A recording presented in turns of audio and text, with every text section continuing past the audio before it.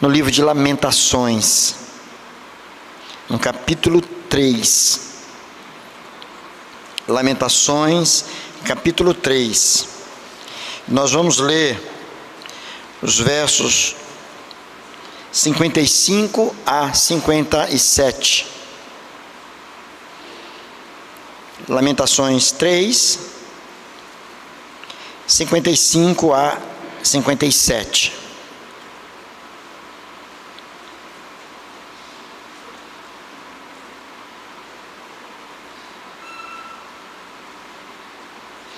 Nos diz assim a palavra do Senhor: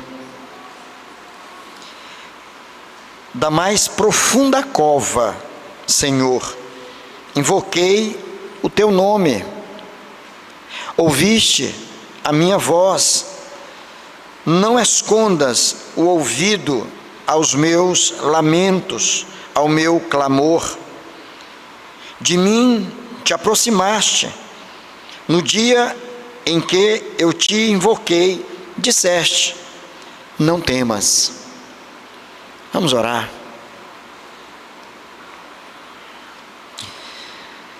Senhor amado, nós te damos graças por esta hora. Nós louvamos e bendizemos o teu nome, porque tu és o Deus de toda consolação. Louvamos o teu nome porque o Senhor tem ouvido as nossas vozes súplices. Louvamos o teu nome porque o Senhor não nos deixa caminhar sozinhos, um minuto sequer. O Senhor está sempre ao nosso lado. Nós te bendizemos, Senhor. E agora pedimos ao Senhor que, em nome de Jesus, tu fales ao nosso coração. Tu conheces, Senhor, as nossas lutas e as nossas necessidades. E sem dúvida alguma, a nossa maior necessidade é a necessidade do Senhor, da tua presença conosco em nossas vidas. Por isso, Senhor, abra a nossa mente e abra também o nosso coração, para que possamos compreender e receber a tua palavra. Desvenda, Senhor, os nossos olhos, para que contemplemos as maravilhas da tua lei. É em nome do Senhor Jesus que nós oramos. Amém, Senhor. Amém. Queridos, uma certeza nós precisamos ter da nossa caminhada cristã. Nós temos muitas certezas, mas há uma que precisa estar falando muito forte nas nossas mentes. É de que Deus não nos abandona em meio ao nosso sofrimento. Deus não nos abandona em meio ao nosso sofrimento. Se você nesta noite sair daqui guardando pelo menos esta frase, esse pensamento, eu me sentirei por satisfeito e tendo o objetivo alcançado nesta noite. A certeza de que Deus não nos abandona em meio ao sofrimento. O sofrimento é algo comum ao ser humano. Todos nós sabemos perfeitamente o que é sofrer. Talvez você que está me ouvindo aqui agora, ou você que está nos acompanhando através das redes sociais, você esteja atravessando exatamente, talvez, o momento de maior sofrimento na tua vida. Talvez o teu coração esteja muito apertado. Quem sabe não paira na tua mente dúvidas e até mesmo incertezas. Será que essa dor vai passar logo? Será que Deus está me ouvindo? Deus está verdadeiramente me vendo? Será que Deus tem algo novo para mim? Será que eu posso pensar no amanhã com mais esperança, com mais alegria? Ou será que eu vou amargar esta dor que me atormenta durante todos os dias da minha vida? Todos nós sofremos. Todos nós passamos por momentos difíceis e de aflição terríveis. E o sofrimento, ele tem várias origens. Muitas vezes sofremos por conta das escolhas que fazemos.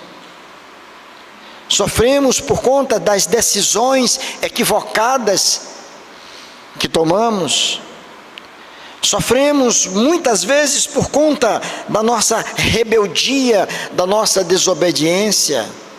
Tantas outras vezes o nosso sofrimento não é fruto de nada disso, mas apenas um agir de Deus gracioso, forjando em nós o caráter do nosso Redentor.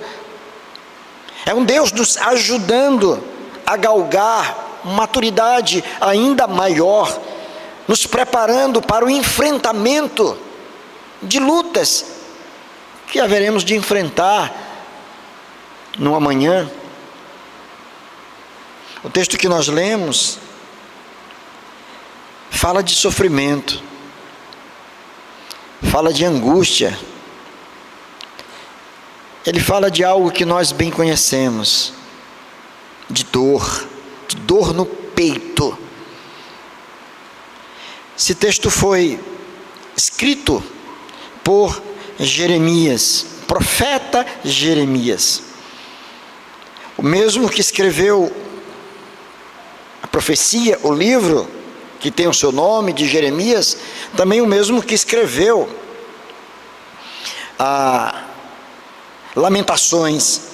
E Lamentações, ele é composto de 5 poemas de lamentos, que choram a destruição de Jerusalém e do templo, que era um local de adoração. A cidade e o templo que foram destruídos pelos babilônicos. O livro de Lamentações fala sobre esse momento de contemplação da destruição, um momento de angústia, um momento de consternação e de profunda dor. O livro foi escrito por volta do ano 586 antes de Cristo. E ele nos apresenta pelo menos 5 temas principais. 5 temas principais. Ele fala sobre o Deus soberano.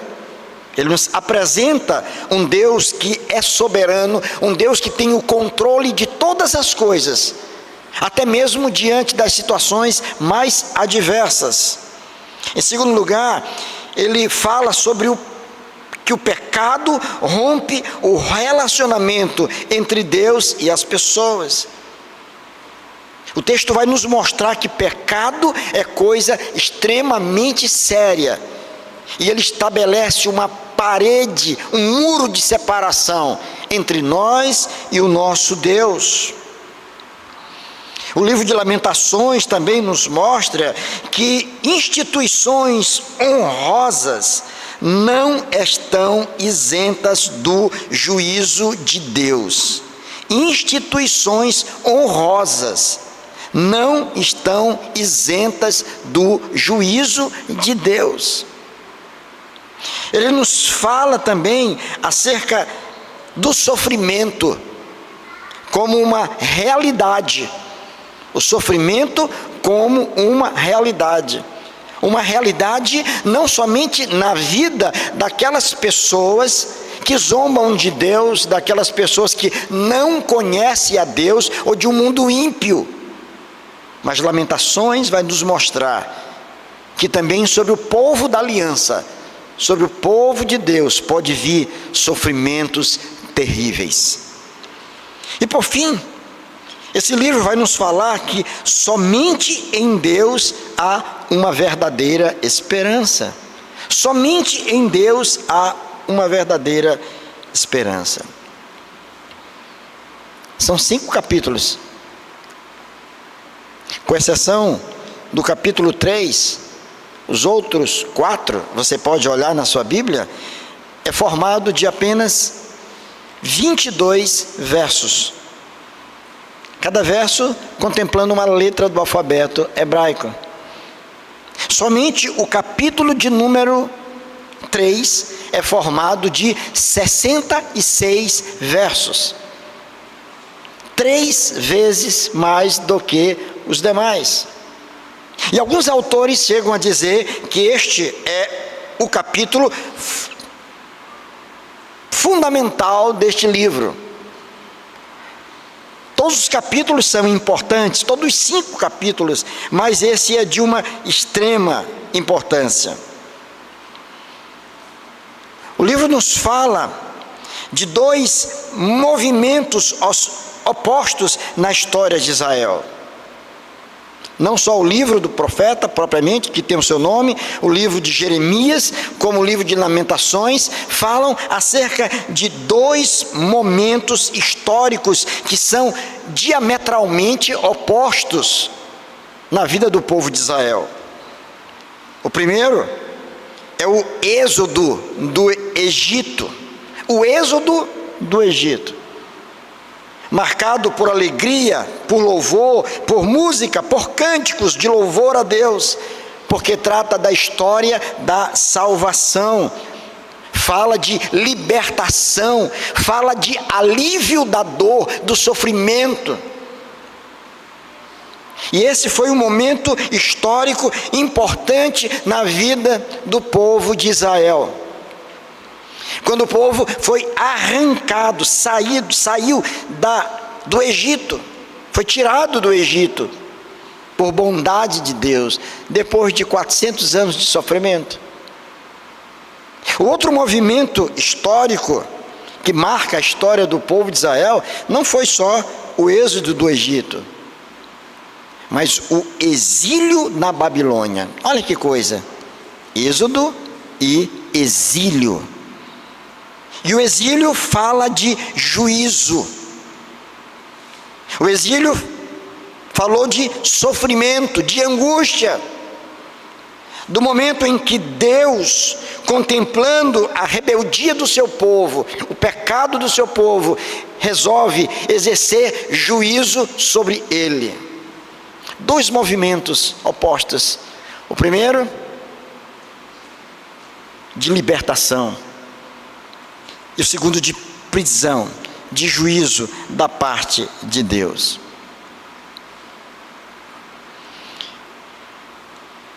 O povo da aliança havia sido instruído, admoestado. O próprio profeta que viveu tudo isso, durante a maior parte do seu ministério profético, Jeremias alertou o povo. Jeremias chamou a atenção do povo e dizia a eles: não brinquem com coisa séria, não brinquem com Deus, não se rebelem contra Deus, não violem os mandamentos de Deus, prestem atenção no que está sendo feito aqui. Muitos dos líderes religiosos e até profetas que se levantaram no meio do povo, estavam fazendo com que o povo se afastasse de Deus. E o povo caminhava célere, numa direção oposta àquilo que Deus queria, apesar de ser o povo de Deus. Mas aquele povo estava se comportando muito mal. Deus não estava nada satisfeito com o que ele estava vendo no meio do seu povo. E o profeta se levanta no meio daquela nação, no meio daquela gente, e ele anuncia de que Deus haveria de exercer juízo, de que a mão pesada do Senhor haveria de alcançar aquela gente, não para destruí-los de forma plena, total e definitiva, mas para mostrar que Ele era o Senhor, e que o seu nome deveria ser erguido como o mais sublime nome.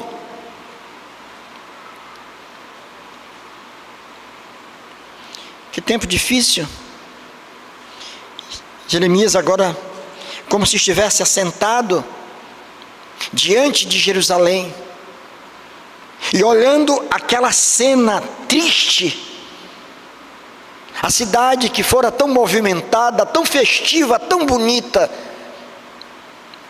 Pensem nisso, irmãos. A cidade agora completamente destruída, em ruínas, os muros derribados, as portas queimadas, o templo tão importante para o ajuntamento solene, onde a glória do Senhor era manifesta ali. O templo estava destruído. O povo tinha sido levado, escravizado para a Babilônia. E agora, Jeremias contempla aquela cena. E se você ler esses 5 capítulos, você vai compreender exatamente o porquê que o livro recebe esse lamento, um grito de um choro muito alto, de uma alma que estava profundamente abatida com tudo aquilo que ele estava vendo e que ele estava vivendo. O povo de Deus, que foi liberto e que viveu tempos gloriosos, agora estava escravizado, a sua terra destruída e o seu templo arrasado. Aqui o sofrimento, ele é apresentado como consequência da desobediência do povo. O sofrimento que estava sendo imposto ao povo de Deus, o povo da aliança, era consequência de uma decisão de que eles próprios tinham tomado, de serem senhores do seu próprio destino, de se deixar encantar com a voz dos falsos profetas, de viverem de forma dissoluta, de adulterarem o culto divino, de não honrarem mais a Deus. E por isso mesmo, Deus fez valer a sua palavra. Porque uma coisa nós precisamos entender, que Deus, sem dúvida alguma, é amor. E nós falamos isso pela manhã. Foi a nossa pregação de hoje de manhã. Deus é amor. E agora à noite nós nos levantamos para falar aqui de que Deus não somente é amor, mas Deus é justiça também. E de que Deus precisa ser levado a sério. A Bíblia diz que feliz é a nação cujo Deus é o Senhor. E a pergunta que eu faço aos irmãos: será que a nossa nação, a nação brasileira, é uma nação que tem honrado a Deus? Será que verdadeiramente estamos levando Deus a sério? Será que os valores divinos estão sendo respeitados? Ou será se a cada dia mais uma atmosfera cultural hostil à igreja e completamente contraditório aos valores de Deus tem se estabelecido e absorvido a vida de muita gente?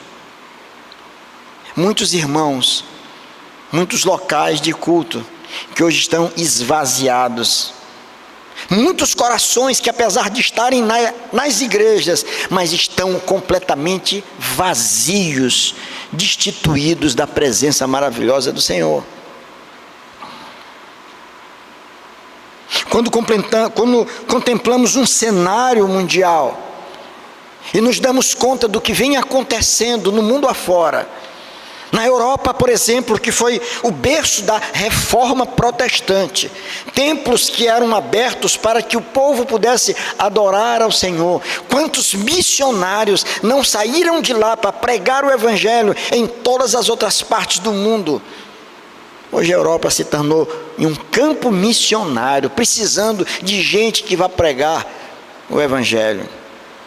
Igrejas se fecharam, suas portas foram abertas para outra finalidade, para comércio, bares, shoppings e coisas desse gênero.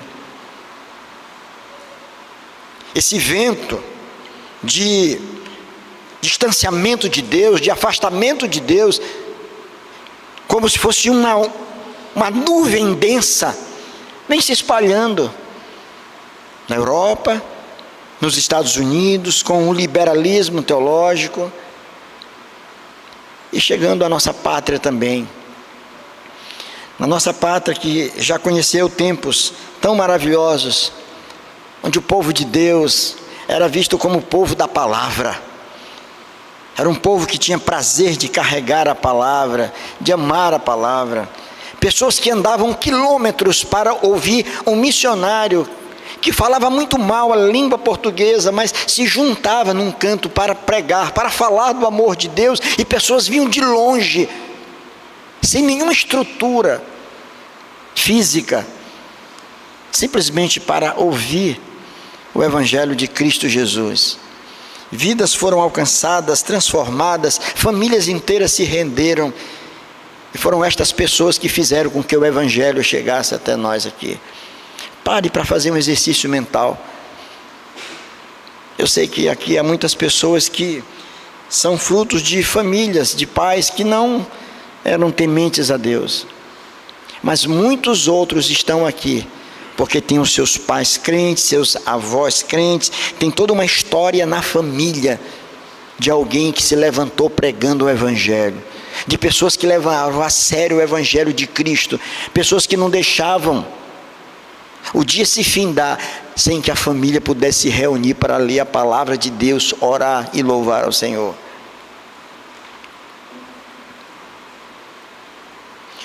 Deus não abandona o seu povo, Deus não nos abandona em meio ao nosso sofrimento.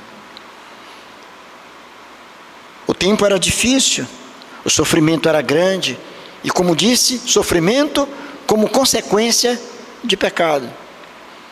Mas há aqui no capítulo 3, uma luz que se acende em meio às trevas, para mostrar que mesmo diante desse quadro terrível, ainda há esperança.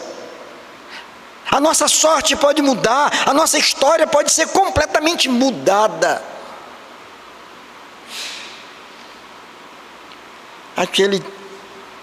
O próprio profeta diz: olha, da mais profunda cova, Senhor, eu invoquei o teu nome.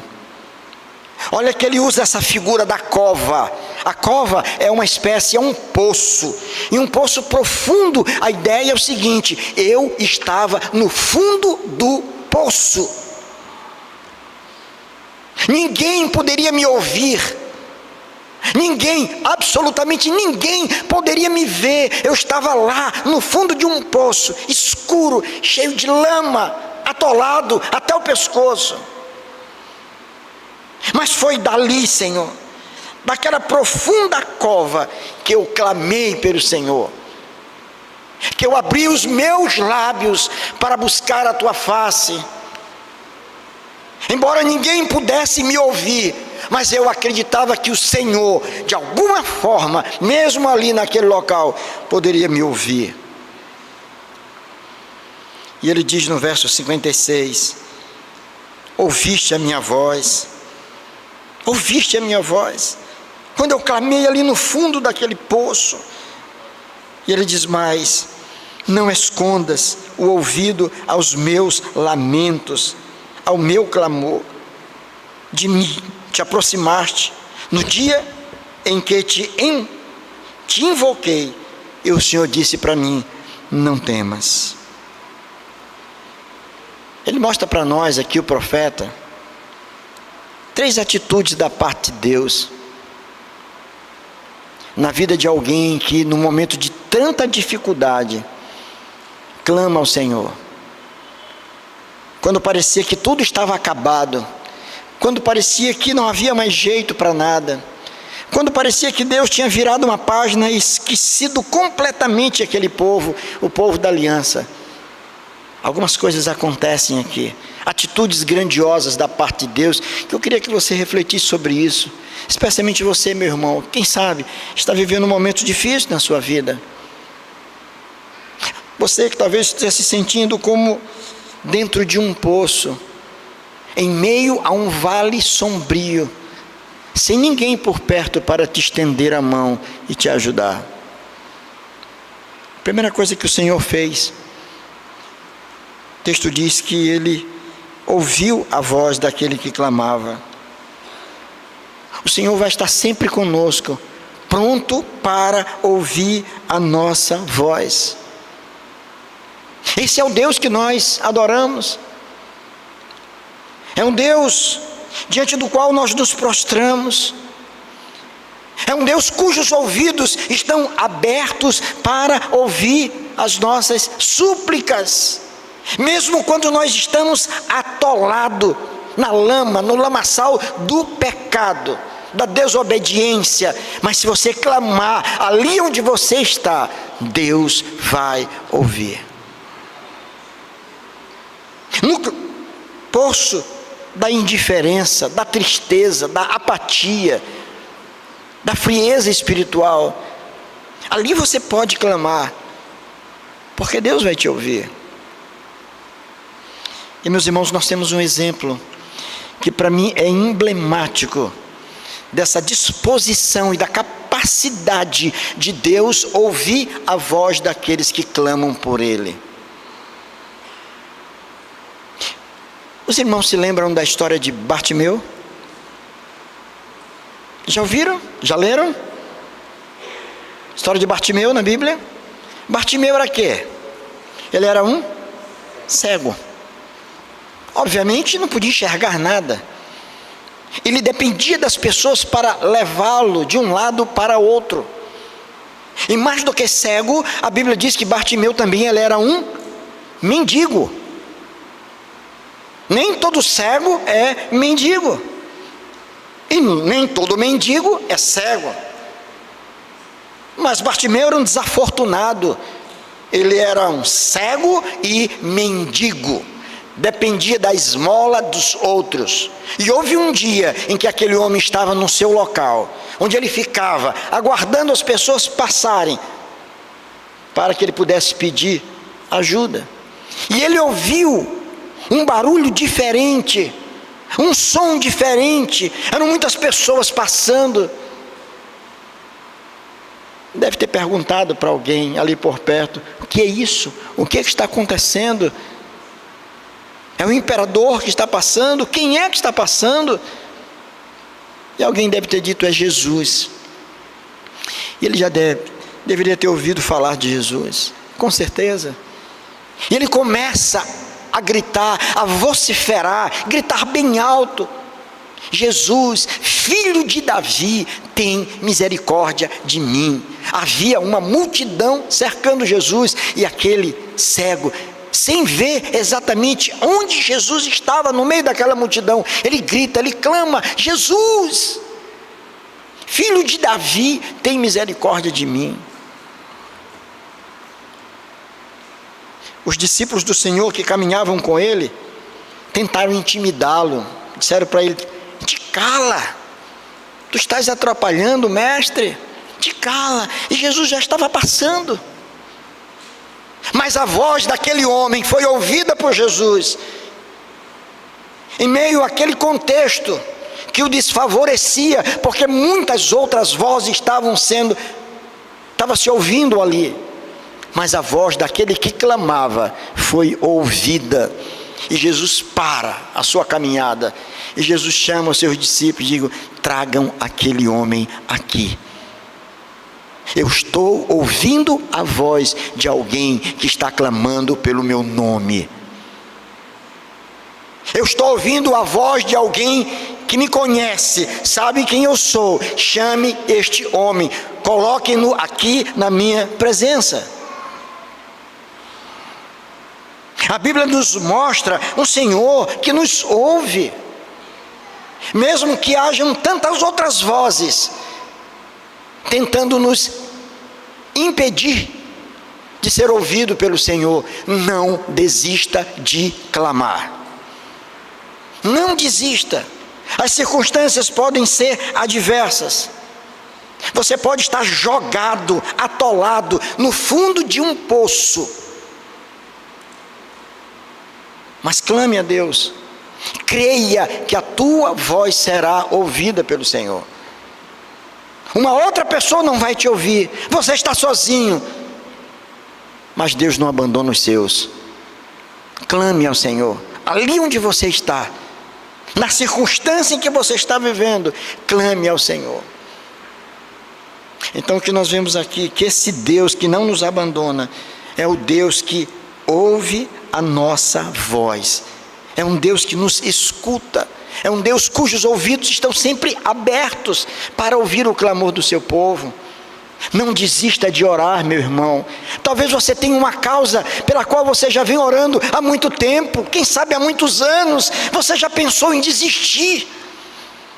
Talvez você já disse, é um caso perdido, não tem jeito. Não desista, continue orando. Continue clamando a Deus. Não pare. Porque Deus, Ele ouve a oração do seu povo. Uma segunda atitude da parte de Deus, que é pontuada aqui pelo profeta. Esse Deus que não nos abandona em meio ao sofrimento, em primeiro lugar, é aquele que nos ouve, ou que ouve a nossa voz. Segundo lugar, esse também é o Deus que se aproxima de nós. Ele não somente ouve, mas Ele se aproxima de nós. Ele vem estar conosco.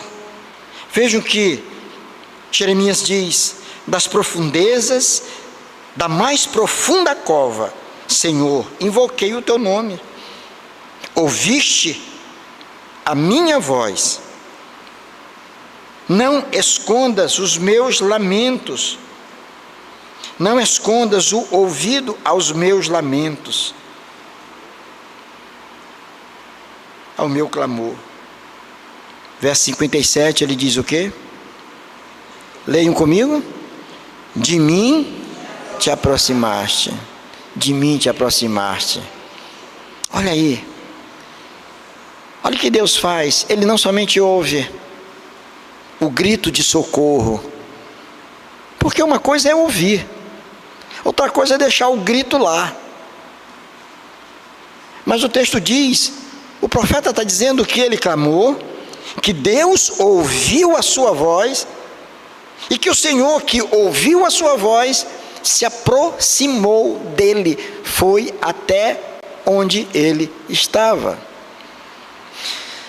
Sabe, irmãos, quando eu estava pensando e meditando sobre isso aqui, eu fiquei pensando de como Deus é maravilhoso, se aproximar de nós, um Deus santo, que se aproxima de gente como nós, todos nós, pecadores, falhos, negligentes, teimosos, como nós somos, eu e você. Não se sinta ofendido com isso não, eu estou me incluindo nisso. Nós somos assim. Mas um Deus santo se aproxima de nós. Um Deus santo vem habitar conosco. Um Deus santo nos convida para estar à mesa com Ele. Nós nos lembramos do encontro de Jesus com a mulher de Samaria, com a mulher samaritana. Ela era uma mulher que vivia uma vida moral reprovável. E o Senhor a encontra. E o Senhor começa um diálogo com ela. E ela se surpreende que Jesus, sendo judeu, estivesse conversando com uma judia. E mais do que isso, sendo ele um homem, conversando com uma mulher, ainda mais sendo uma mulher de moral reprovável. Jesus sabia de tudo isso.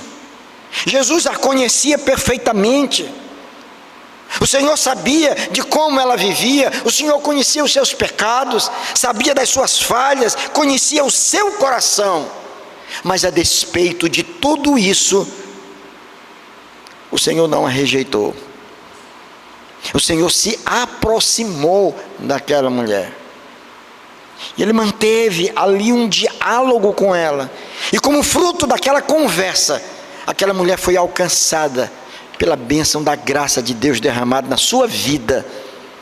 E agora, diante da beleza daquele encontro, da bênção recebida, ela sai para chamar os seus conhecidos, os seus vizinhos, e para falar acerca daquele a quem ela havia encontrado, que havia dito tudo acerca da vida dela, alguém que mudou a sua história. Jesus se aproximou daquela mulher. Ele não ficou distante, mas ele ficou muito próximo. O nosso Deus é assim, é um Deus que se aproxima, não somente ouve as nossas vozes, mas Ele se aproxima de nós. Alguém já disse que não há poço tão profundo, onde a mão do Senhor não possa chegar. E se for preciso buscar na lama, Ele vai buscar na lama. Ele vai buscar, Ele vai estar ali onde nós estivermos para nos buscar. Ele se aproxima de nós. E o que o profeta está dizendo é isso. Em meio àquele contexto de rebeldia, do juízo de Deus, onde tudo estava perdido, a cidade destruída, o templo destruído, as pessoas escravizadas, presas em cativeiro, ele ora ao Senhor naquele contexto, e ele diz: Ele me ouviu, mas não somente me ouviu, mas Ele se aproximou de mim também. Que bênção é poder saber que o Senhor não está distante, no alto e sublime trono simplesmente, mas um Deus que está presente nas nossas vidas, um Deus que nos contempla nas nossas dores e até mesmo nos nossos pecados, mas um Deus que está disposto a estar ao nosso lado e nos soerguer. Deus, sem dúvida alguma, não abandona o seu povo em meio ao sofrimento. Ele ouve a nossa voz, Ele se aproxima de nós. E finalmente, olha o que Ele diz na parte final, verso 57. De mim te aproximaste no dia em que te invoquei. Olha aí, ó, ele invocou, o Senhor ouviu e veio em seu socorro. E ele diz mais o quê? E o Senhor falou com ele. E o Senhor disse para ele o quê? Não temas. Não temas. Sabe qual é a ideia aqui, irmãos? É de que quando o Senhor se aproxima e fala com ele, ele ainda estava naquela circunstância. E o Senhor não o tira imediatamente de lá. Antes de tirá-lo do poço, a ideia aqui é que o Senhor estava tirando o poço de dentro dele. O Senhor disse para ele: não temas. Então esse Deus que ouve a nossa voz, esse Deus que se aproxima de nós, é um Deus que nos encoraja. É aquele que nos encoraja, que renova as nossas forças. Quando estamos pensando em desistir, em jogar a toalha, em sair de campo, é o Senhor que diz: calma, calma. O jogo só termina quando o juiz apita. Não adianta a torcida fazer pressão e mostrar no relógio, no cronômetro. O juiz é quem apita. E a ideia é que o juiz não havia apitado ainda o final do jogo. Ainda havia esperança. Havia esperança. E o Senhor se aproxima dele, do profeta, mesmo dentro do poço, sujo de lama. O Senhor diz: não temas. Tem calma. Fica calmo. Fica tranquilo. No meio do poço, sujo, mas fica calma. O Senhor queria tirar o poço de dentro dele. A mesma coisa que aconteceu com os discípulos, quando estavam no Mar da Galileia, atravessando o Mar da Galileia, e eles, diante de um vendaval terrível, e eles que eram pescadores experientes, ficaram apavorados e com medo da morte. Eles gritam, clamam pelo nome do Senhor. E há um texto que eu gosto muito, que mostra algo maravilhoso, de que antes que o Senhor acalmasse a tempestade lá fora, o Senhor acalmou a tempestade que estava dentro do coração dele. Isso é importante para nós, porque muitas vezes nós oramos por conta de algum problema, e a gente espera que ao término das nossas orações, a bênção chegue, e o problema esteja resolvido naquela hora, e nem sempre é assim. Muitas vezes nós que estamos tomados por uma angústia muito grande, nós oramos, clamamos a Deus, o problema está lá, você ora, e a primeira coisa que Deus faz, traz calma ao teu coração, gera esperança. É como se alguém perguntasse para você, você orou? Eu orei, e o problema foi resolvido? Rapaz, ainda não. E aí? Sim, mas dentro do meu coração já foi resolvido, eu estou em paz, porque a minha causa está nas mãos do Deus que não me abandona. Ele sabe o que está fazendo. Se a coisa não chegou como eu pedi, Deus sabe o que está fazendo. O que aquele homem lá no fundo do poço ouviu naquela hora, foi o Senhor dizendo para ele: não temas, calma, confiança, não te desespera. É o que nós precisamos, irmãos.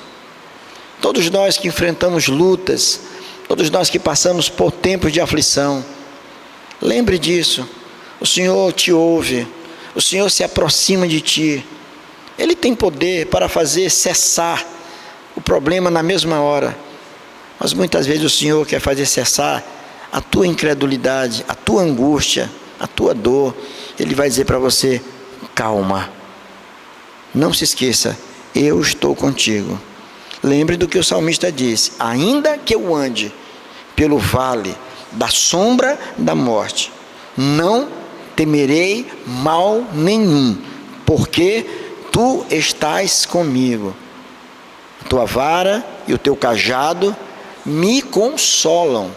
Olha aí, ainda que, é possível que, mesmo o Senhor sendo o nosso pastor, mas é possível sim que atravessemos vales sombrios na vida, mas o Senhor passará conosco, o Senhor estará conosco. O Deus de toda proteção não nos abandonará, o Deus de toda provisão não vai deixar que falte aquilo que é necessário para a nossa existência.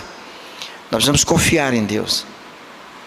O contexto era duro, era de destruição, era de abandono, era de lamentação, mas em meio àquele quadro tão triste, eis que o sol nasce em meio àquelas trevas, quando aquele homem resolve orar ao Senhor. O Senhor o ouviu, o Senhor se aproximou dele, e o Senhor falou ao seu coração, dizendo: não temas. A minha oração, meus irmãos, é que Deus nos abençoe, é que Deus faça com que no nosso coração, que muitas vezes está sobrecarregado, dolorido, enfrentando dificuldades, que Deus faça nascer a esperança, a alegria. E você, meu irmão, minha irmã, que talvez tenha entrado aqui nesta noite com seu coração tão apertadinho, você que está vivendo um drama tão grande, ninguém sabe, talvez a sua família não sabe, você está passando momentos difíceis, lembra disso, lembra de que o Deus a quem tu serves, o Deus a quem tu cultuas, esse é o Deus que não vai te abandonar nunca. Esse Deus te ouve, esse Deus se aproxima de ti, e esse Deus te encoraja. Que Ele, em Cristo Jesus, a todos abençoe. Amém.